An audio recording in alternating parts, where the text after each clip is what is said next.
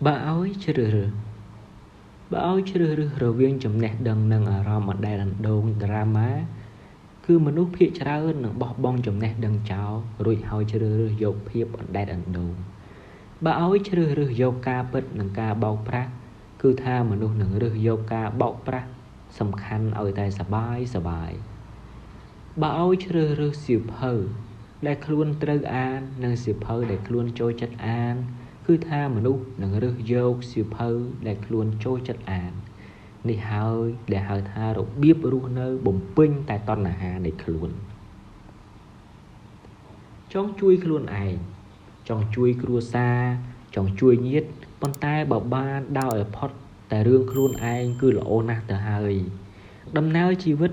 ដែលរស់នៅបំរើតែតណ្ហានៃខ្លួនបែបនេះបើទោះបីជាកើត100ជាតិទៀតក៏ស្រាយខ្លួនពីការចោទជំពាក់នេះមិនបានផង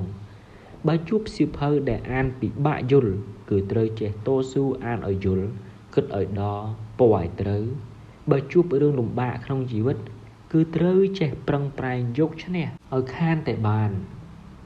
ឬបើយ៉ាងហោចណាស់បានប្រឹងប្រែងឲ្យអស់ពីសមត្ថភាពខ្លួនឯងសិនត្រូវរៀនចេះធ្វើជាមនុស្សដែលអាចតស៊ូនឹងការលំបាក